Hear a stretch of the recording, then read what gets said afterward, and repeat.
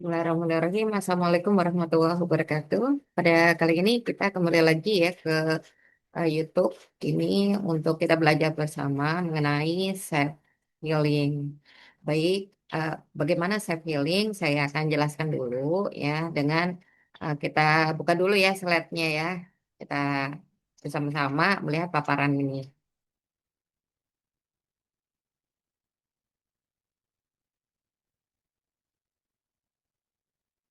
Baik, pelan-pelan ya kita belajar.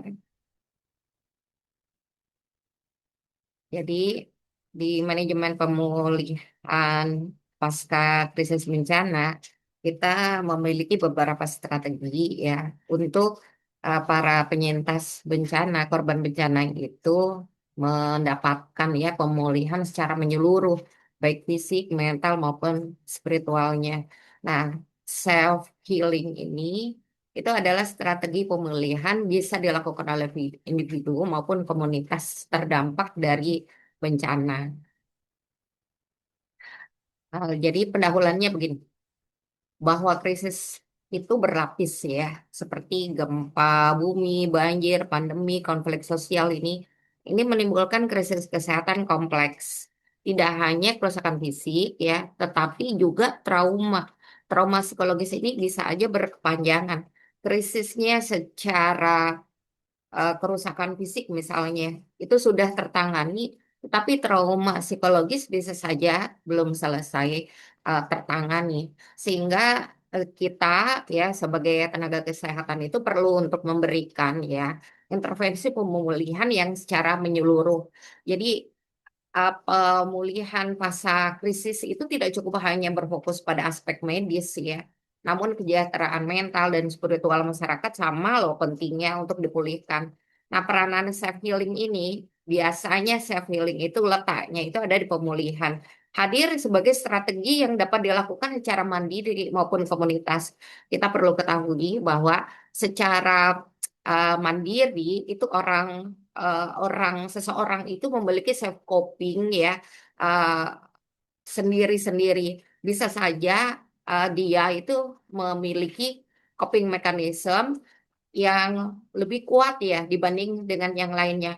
Oleh karenanya ini merupakan aset ya dari korban yang bisa dilakukan ya intervensi untuk memberikan strategi self healing ini. Namun memang kitalah gitu yang mengajarkan bagaimana itu mereka itu bisa bangkit dengan self healing ini. Baik, landasan teori dari manajemen krisis kan begini ya, bahwa krisis itu terjadi bisa kita manage krisisnya itu untuk ditanggulangi dengan sistem kesehatan terpadu yang mulai dari mengantisipasi, merespon, dan memulihkan kondisi kesehatan masyarakat terdampak bencana. Cakupannya ini meliputi ya gangguan fisik, psikologis, sosial, dan spiritual yang ini menuntut sinergi antara nakes kita, ya psikolog, pemerintah, dan masyarakat bersama-sama untuk menangani krisis ini. Nah, ada tiga sebetulnya manajemen krisis bencana itu. Yang pertama adalah prabencana. Jadi prabencana ini kesiapsiagaan dan pencegahan uh, melalui pemetaan risiko bencana, ya pelatihan nakes. Nah, hari ini kita sebetulnya sedang melakukan itu kesiapan nakes ya di dalam kelas ya supaya nanti ketika ada bencana kita sudah ready, sudah siap untuk memberikan strategi pemulihan, penyediaan logistik maupun edukasi ke masyarakat. Kalau ini kan berarti pelatihan ya di dalam kelas. Kemudian yang kedua itu adalah tahap tanggap darurat, di mana penyelamatan jiwa, stabilisasi korban, pengendalian penyakit, triase efisiensi ya dan dukungan psikososial pada saat bencana itu dilakukan dengan secara tanggap darurat ya, artinya kesiapan nakes dan kesiapan masyarakat ya pada pra bencana ini sangat guna ya ketika kemudian dengan cepat ya dengan tanggap itu mengatasi bencana. Yang terakhir ya tahap yang ketiga itu adalah pemulihan. Ini rehabilitasi fasilitas, layanan kesehatan berkelanjutan, pendampingan psikologis dan reintegrasi sosial. Termasuk adalah yang kita bicarakan ini ya, yaitu self healing. Saya ulang, tiga tahap manajemen krisis bencana adalah mulai dari prabencana, yaitu kesiapsiagaan dan pencegahan, kemudian tanggap darurat, penyelamatan dan stabilisasi, yang terakhir itu adalah pemulihan. Nah, sekarang kita masuk ke apa itu ya self healing. Self healing itu adalah proses pemulihan diri yang dilakukan secara sadar untuk menyeimbangkan kembali kondisi fisik, mental, emosional, dan spiritual setelah trauma akibat bencana. Jadi ini ada di fase ya pasca bencana. Berakar pada prinsip bahwa setiap manusia itu memiliki potensi alami loh untuk memulihkan dirinya. Jadi self healing ini akan melengkapi, bukan menggantikan pada intervensi medis maupun psikologis ya, yang memang ini dilakukan oleh ahlinya. Namun ini melengkapi, artinya kadang ya bencana itu kan seringkali meninggalkan luka ya. Tetapi kesiapan dari seseorang itu bisa menjadikan ya bahwa pada saat bencana dan pasca bencana itu memiliki ya kekuatan ya untuk bisa mengeksplor perasaannya sampai memaknai gitu. Memaknai apa yang terjadi dan ini adalah self healing. Mengajak individu untuk mengenali, menerima, mengolah pengalaman tersebut menjadi kekuatan untuk bangkit. Ada beberapa teknik dari self healing. Nanti kita akan bahas ya satu-satu ya pelan-pelan aja. Sekilas ada pernafasan sadar ya. Maksudnya pernafasan sadar itu adalah relaksasi ya dengan cara melakukan latihan pernafasan untuk menurunkan stres ya. Dan ini biasanya kita sebut dengan pernafasan sadar karena memang kita kita lakukan gitu ya, tidak seperti kita lagi bernafas pada saat setiap saatnya ya, tetapi dengan kekuatan kita secara sadar itu menggunakan mm, pernafasan itu atau latihan pernafasan itu untuk menjadi relaksasi. Yang kedua adalah menulis reflektif.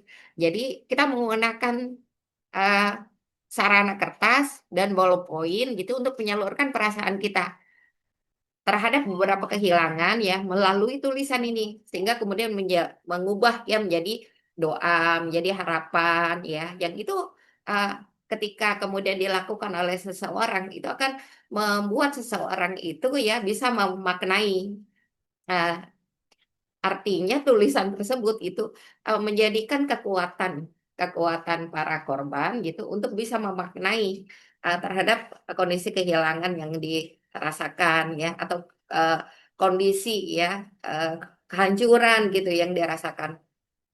Berikutnya adalah doa dan meditasi ya.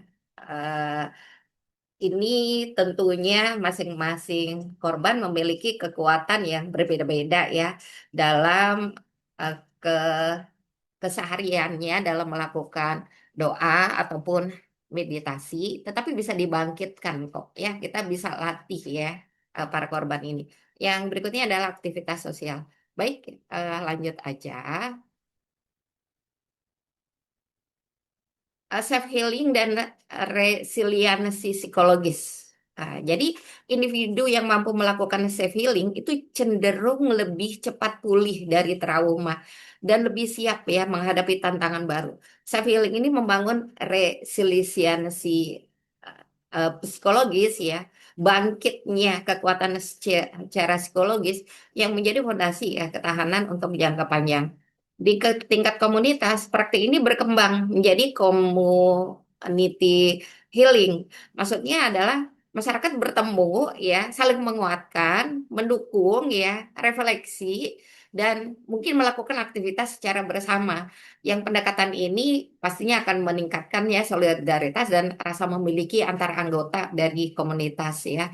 Tapi memang ya kita perlu nakes yang kemudian memiliki kekuatan untuk memanage hadir di dalamnya lebih bagus ya, supaya ada kekuatan yang kemudian bisa meliding ya, memimpin ya komunitas ini ketika bertemu.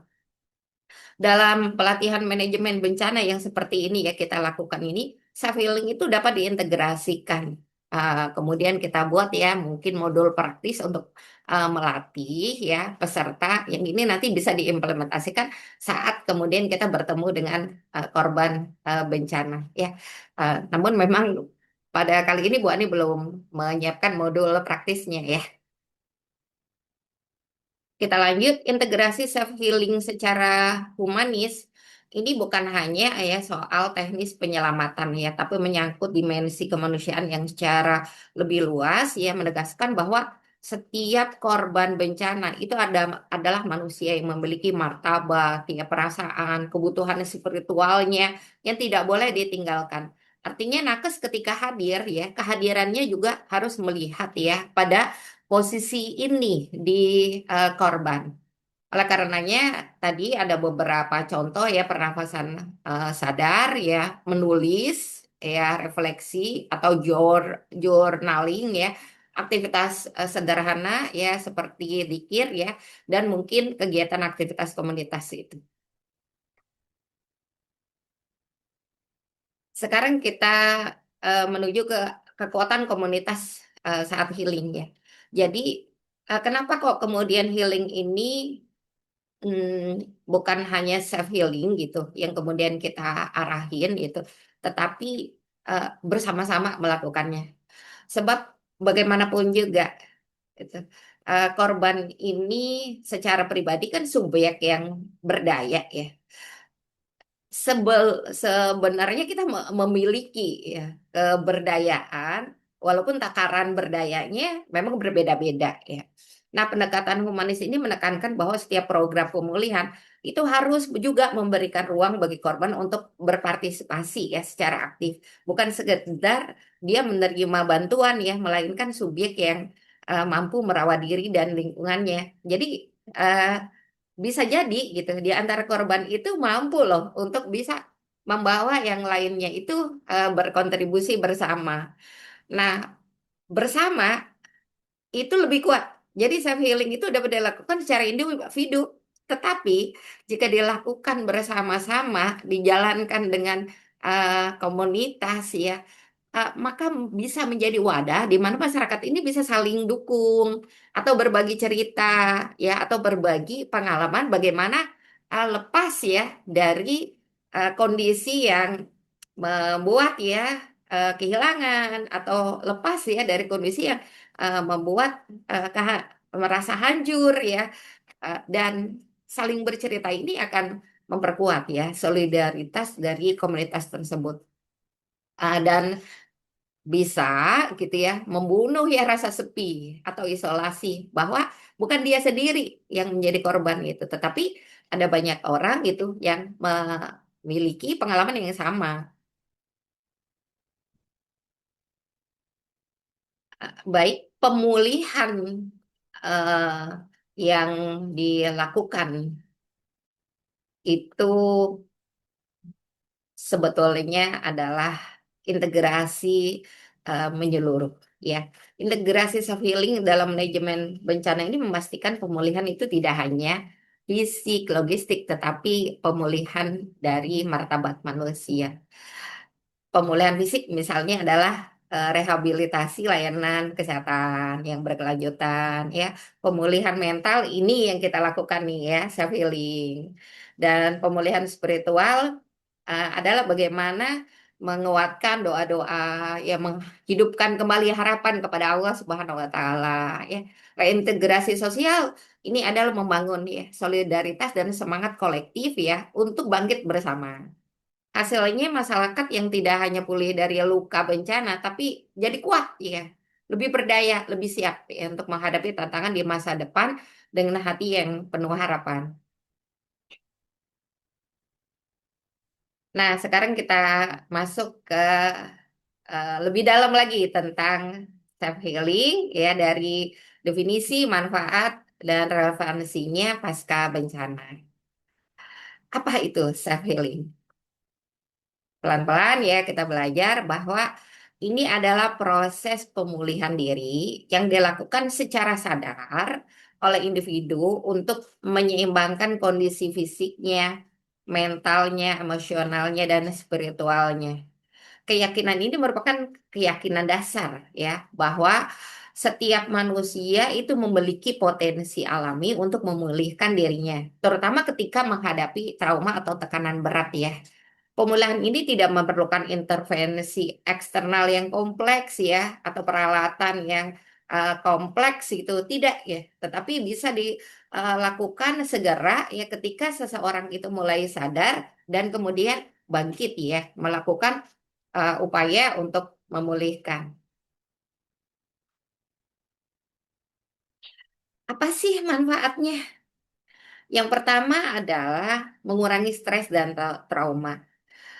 Bencana pasti meninggalkan kondisi traumatik. Nah, ini bisa mengurangi kondisi eh, stres ya dan rasa trauma ya terhadap bencana yang bisa saja berulang atau belum selesai. Kemudian yang kedua itu manfaatnya adalah resiliensi psikologis. Adalah kemampuan untuk meningkatkan bangkit kembali, lebih cepat bangkit.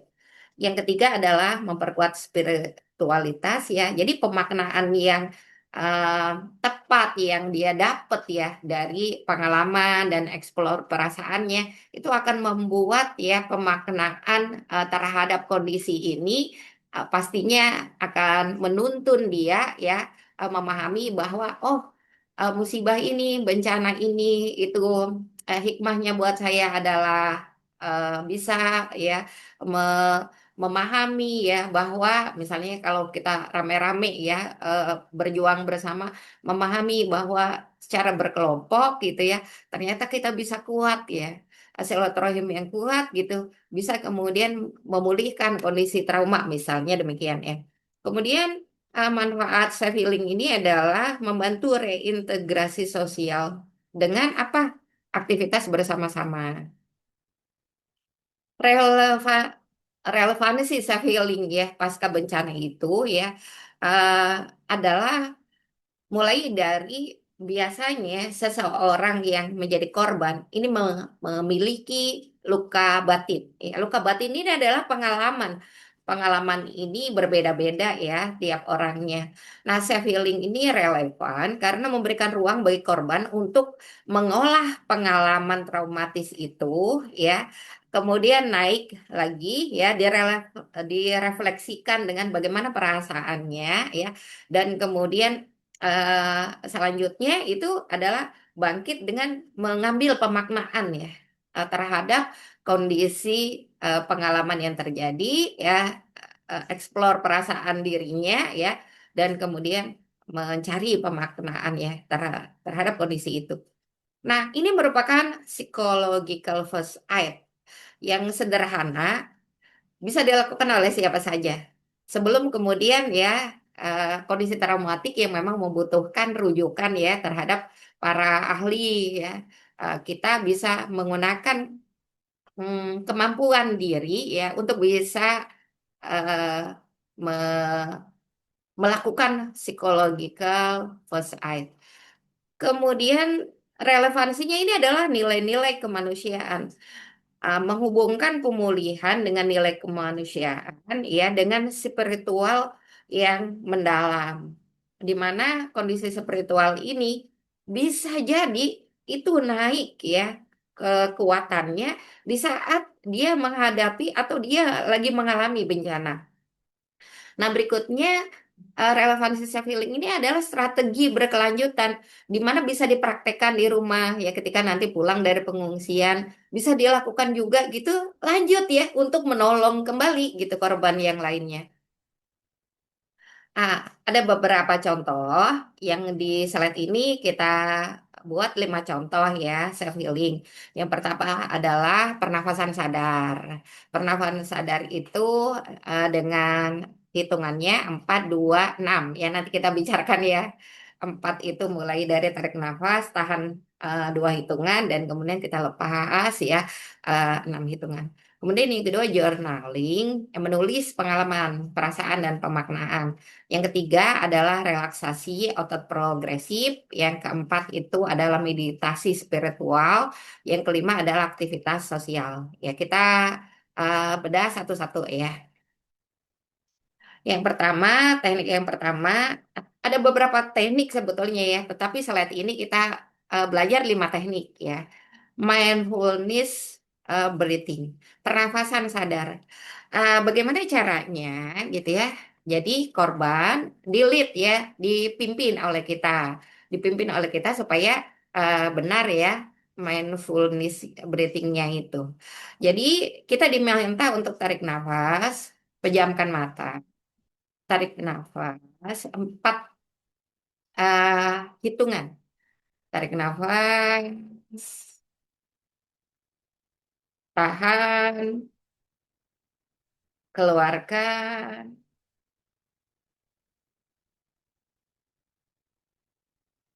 Fokus pada aliran nafas dan lepaskan pikiran yang mengganggu. Ya, bisa diminta juga dengan istighfar dalam hati. Ya, manfaatnya ini menenangkan, menurunkan detak jantung, mengurangi kecemasan, dan kemudian mengambil banyak oksigen. Ya, sehingga lebih fresh. Yang kedua, journaling. Jadi journaling ini memang ketika di bencana bisa saja ya kita memberikan eh, kegiatan yang berguna nih ya pasca bencana dengan membagi buku dan pena. Dan kemudian kita latih ya bagaimana journaling ini. Eh, Sederhana, tetapi memang kita perlu ya untuk mengajarkan menulisnya mulai dari mana ya? Dari mencatat pengalaman apa yang terjadi dengan diri kita masing-masing ditulis. Kemudian yang kedua itu explore perasaannya. Coba setelah kita tahu ya apa yang terjadi itu perasaan kita bagaimana. Dan yang ketiga itu setelah kita explore perasaan ya bahwa tulis aja karena ini buku kita ya. Jadi kita boleh untuk menuliskan perasaan gitu tanpa ada tekanan apapun. Toh ini adalah buku kita itu. Dan yang terakhir itu adalah eh, secara jujur ya kita diminta untuk melakukan penulisan pemaknaan ya terhadap kondisi itu. Contoh nih ya, saya pernah ya mendapati di daerah saya itu kena banjir. Ya kena banjir ya sehingga perumahan saya eh, ter terendam ya banjir. Tapi dengan izin Allah rumah saya enggak ya. Malah rumah saya itu menjadi tempat posko ya teman-teman itu untuk mengungsi ya. Nah, ini contoh aja. Jadi, contoh saya menulis pengalamannya adalah pada hari ini, ya, tanggal 1 April ya 2026 gitu. Saya mendapati rumah di RT saya terendam banjir. Semua teman-teman panik ya dengan kondisi rumahnya yang terendam banjir. Demikian juga dengan saya. Saya melihat ya bahwa ternyata saya mendapati kondisi banjir ini dan saya harus menghadapi ya rumah saya itu menjadi tempat untuk pengungsian. Kemudian saya tulis perasaannya. Perasaannya adalah saya merasa bahwa semua orang itu bisa mengalami kondisi hancur. Saya juga melihat hancur teman-teman saya karena rumahnya terendam banjir dan lumpur. Hancur eh, kondisi kita gitu ya karena beberapa aset rumah gitu ya harus tidak bisa berfungsi kembali dan pastinya ini akan kita dapati berjuang kembali untuk mendapati semua fasilitas yang sudah kita pipil ya kita dapat ya untuk memenuhi rumah kita itu. Ah, Kemudian saya tulis maknanya. Namun makna yang saya dapat itu adalah semua orang bisa mengalami kondisi bencana. Tidak terkecuali saya. Hikmah yang bisa dipetik adalah ketika kita kemudian bersama-sama untuk menanggulangi kondisi krisis bencana ini, kita makin kuat, kita makin sadar bahwa bersama itu bisa memulihkan lebih cepat, bisa menguatkan silaturahim yang bermakna saling tolong menolong. Dan ini adalah cinta, cinta yang kemudian bisa lahir dari kebersamaan di saat bencana. Contoh itu. Jadi ditulis sesuai dengan apa yang ada di pikiran kita dan ditulis di dalam kertas.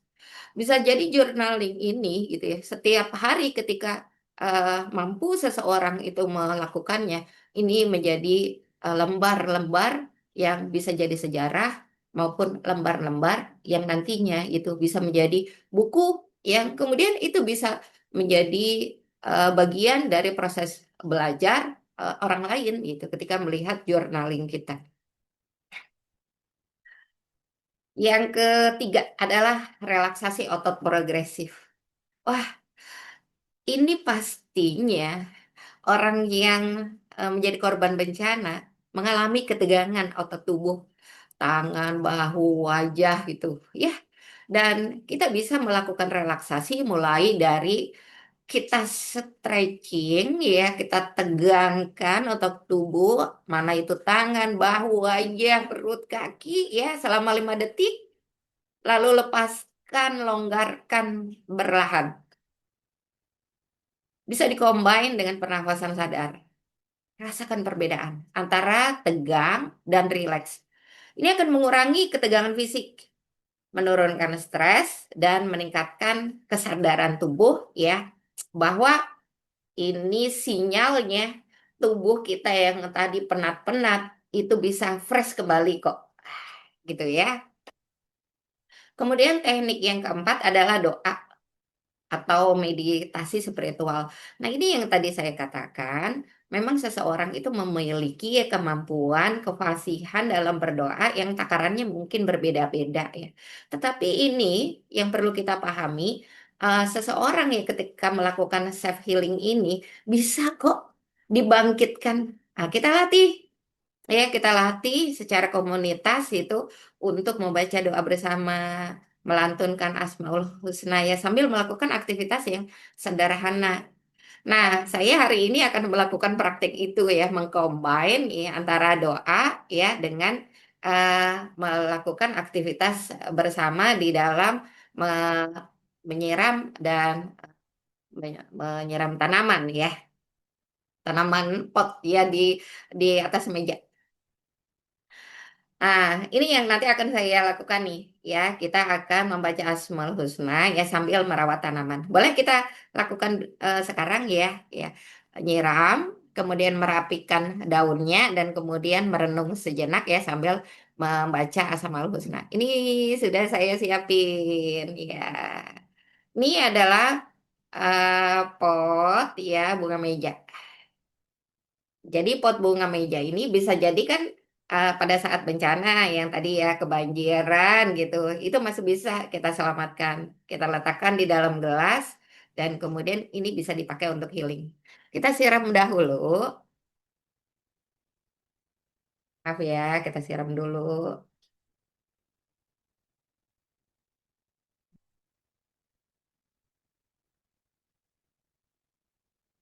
Nah, setelah kita siram, kita rapikan bunganya dan kita mulai merenung. Saya akan menggunakan eh, hafalan Asmaul Husna itu untuk healing.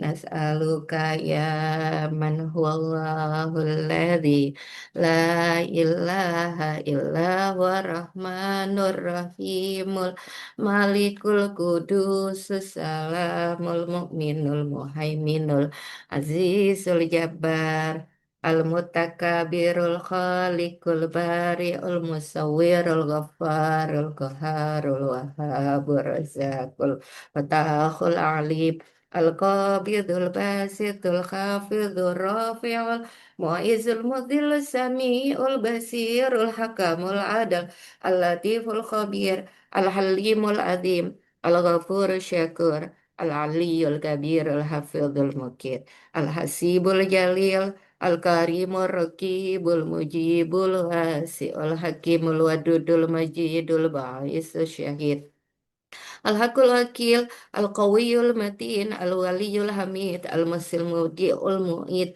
Al-Mihil Mumit, Al-Hayul Qayyum, Al-Wajidul Majidul Wahidu Ahadu Samadul Qadirul Muqtadirul Muqaddimul Muakhirul Awalul Akhir, Al-Zahirul Batinul Walil Muta'alul Barut Tawabu Muntakimul Afu Ra'ufu, Al-Malikul Mulkidul Jalali wal Ikram. Al-Muqsitul Jami Al-Ghaniyul Muniyul Mani Al-Dharu Nafi'un Nurul Hadi Badi'ul Baki Al-Warisul Rasyidus Saburul Ladzi Laisa kamislihi syai'un wa huwa Sami'ul Basir. Ya, jadi itu contoh ya bagaimana saya melakukan self healing ya dengan kekuatan hafalan Asmaul Husna saya dan kemudian merenung ya di depan tanaman. Apa hasilnya? Akan naik itu eh, bangkit ya dari traumatik ya. Sebab apa memang keduanya itu bisa membuat ya tubuh itu atau ya tadi ya jiwa kita menjadi sehat kembali ya. Dan Masya Allah itu pastinya Allah Maha Tahu ya apa yang kita sedang lakukan ini adalah salah satu ya ikhtiar kita untuk tetap kuat. Nah, yang terakhir itu adalah aktivitas sosial. Ini adalah membangun ya dukungan komunitas itu untuk berbagi cerita, doa bersama. Jadi kalau nakes itu self healing dinaikkan menjadi community healing itu dengan bareng-bareng mengajak ya kelompok ya yang sedang mengalami traumatik ya untuk kemudian mengurangi rasa sepi ya dan membangun kembali semangat kolektifnya dengan kondisi yang bersama-sama ya. Ya. Jadi kesimpulannya adalah pemulihan yang humanis dan berkelanjutan ya dengan self healing ini adalah strategi pemulihan yang sederhana, murah, relevan pada pasca bencana dengan teknik praktis pernafasan sadar, journaling, relaksasi otot, doa, aktivitas sosial, korban itu dapat menemukan kembali ketenangan, harapan untuk bangkit kembali. Integrasi self healing dalam manajemen bencana menjadikan pemulihan lebih humanis, menyeluruh, berkelanjutan, dan memberdayakan individu dan komunitas dari dalam. Ya, ini adalah merupakan bagian dari strategi ecological first aid ya, yang dengan menggunakan eh, eh, aset ya individu secara mandiri untuk survive dan kemudian bisa bertahan ya di dalam kondisi pasca bencana. Demikian saja ya untuk pertemuan ya via YouTube ini ya mudah-mudahan bermanfaat. Boleh nanti teman-teman, anak-anakku semua yang sedang melakukan praktik ya self healing ya bisa menggunakan beberapa strategi ya tidak hanya satu strategi yang saya contohkan itu. Wassalamualaikum warahmatullahi wabarakatuh.